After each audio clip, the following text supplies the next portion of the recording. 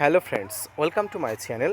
দেশ এবং দেশের বাইরে থেকে যারা আজকে আমার ভিডিওটি কন্টিনিউ করেছেন প্রত্যেককেই gardener TRIPS with Kamal YouTube চ্যানেলে স্বাগতম।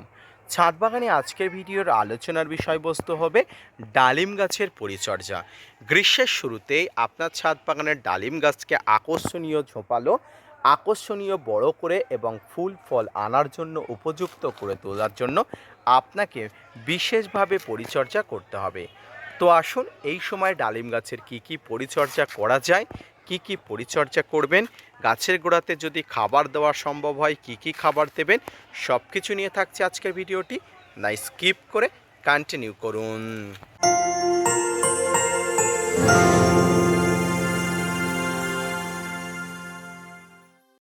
সম্মানীয় দর্শক এবং শ্রোতা বন্ধুরা, দেশ এবং দেশের বাইরে থেকে যেখান থেকে আজকে আমার ভিডিওটি কন্টিনিউ করেছেন প্রত্যেককে নমস্কার, সালাম, আদাব জানিয়ে আজকের ছোট্ট উপস্থাপনাটি শুরু করছি। ডালিম প্রচুর পরিমাণ আমাদের শরীরের জন্য উপযোগী এবং প্রচুর পরিমাণ ভালো অর্থাৎ সুস্বাস্থ্যকর একটি ফল। আর এই ডালিম গাছ আমরা ছাদ বাগানে নিয়ে আসি ফলন পাওয়ার জন্য। ডালিম গাছে বৃদ্ধি করার জন্য আপনার যে পরিচর্যা করার দরকার সেই পরিচর্যা যদি সঠিকভাবে না হয় গাছটি কিন্তু কখনোই বাড়বে না। তাই ডালিম গাছের পরিচর্যার জন্য আপনার সঠিকভাবে বৃদ্ধিকারী অর্থাৎ বৃদ্ধি সহযোগী গাছকে খাবার দিতে হবে। প্রথমেই বলি গাছের গোড়াতে খাবার কি দেবেন। আপনার ছাদ বাগানের গাছগুলো যদি এমন অবস্থা থাকে ইমিডিয়েটলি বর্ষার আগে গাছগুলোকে রিপোর্টিং করবেন। রিপোর্টিং অর্থাৎ পাত্র পরিবর্তন, এতে গাছ সুস্থ স্বাভাবিক থাকে, বড় হয়।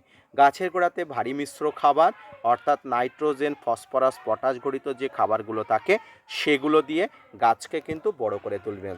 এতে গাছ সুস্থ সবল থাকে এবং নাইট্রোজেন, ফসফরাস, পটাশ ঘটিত খাবার খেয়ে গাছের স্বাস্থ্য বাড়ে, কচি পাতা বাড়ে এবং সুস্বাস্থ্যকর অবস্থা তৈরি হয়। গাছকে সুস্বাস্থ্যকর পরিস্থিতির মধ্যে আনতে পারলে প্রচুর পরিমাণ ফুল আসে, তবে তার জন্য গাছকে খাবার দিতে হবে। এই খাবারের মধ্যে থাকবে মিশ্র খাবার, যার মধ্যে নিমখোল, শিংকুচি, হাড়গুঁড়ো, ভার্মিকম্পোস্ট, সর্ষের খোল, বাদাম খোল এই ধরনের পদার্থগুলো থাকবে।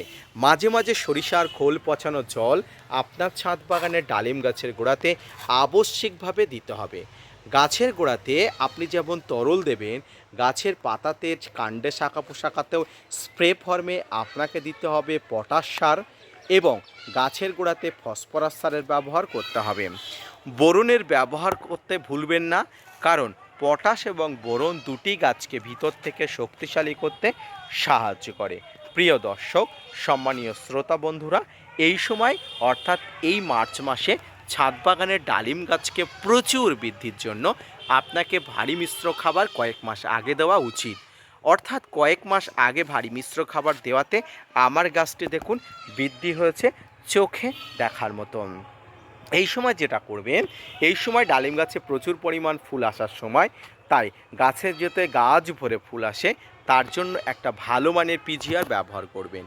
পিজিআরের মধ্যে আপনি মিরাকুলান, বিভিন্ন ধরনের পিজিআর অর্থাৎ প্লানোফিক্স, মিরাকুলান, বুস্টার, বাম্পার এই ধরনের পিজিআরগুলো ব্যবহার করবেন সপ্তাহে একবার করে।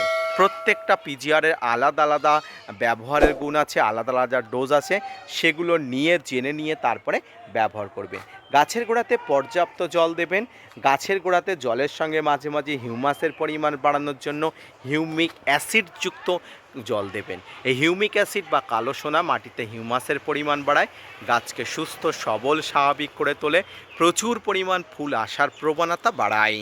অনেক সময় ডালিম গাছে ফুল আসলেও গাছে প্রচুর পরিমাণ পুরুষ ফুলের সংখ্যা বাড়ে, তাই আগে থেকে পরিচর্যা করে স্ত্রী ফুলের সংখ্যা বাড়ানোর জন্য আপনাকে একটা পিজিআর ব্যবহার করতে হবে। সেই পিজিআরটা হলো প্লানোফিক্স। প্লানোফিক্স পিজিআর যে কোনো গাছের প্রচুর স্ত্রী ফুল আসার সম্ভাবনা বাড়িয়ে দেয়, তাই এই সম্ভাবনাকে আরও জোরালো করতে আপনাকে অবশ্যই ব্যবহার করতে হবে প্লানোফিক্স পিজিআর। মনে রাখবেন, আপনার সঠিক ব্যবহারে ছাদ বাগানে গাছে বৃদ্ধি, প্রচুর পরিমাণ ফুল আসা এবং ফুল আসার পরে গাছকে প্রচুর পরিমাণ পলিনেশন হয়ে ফল ধরার অবস্থার মতো জায়গায় যাবে। তাই এই সময়ে অর্থাৎ এই মার্চ মাসে যাদের ডালিম গাছ বাড়ছে না বলছেন, তারা অবশ্যই এই পরিচর্যা করবেন, এইভাবে জল দেবেন, এই পরিচর্যার মধ্য দিয়ে গাছকে নিয়ে যাবেন, দেখবেন গাছ সুস্থ সবল স্বাভাবিকভাবে বড় হয়ে উঠবে। ধন্যবাদ।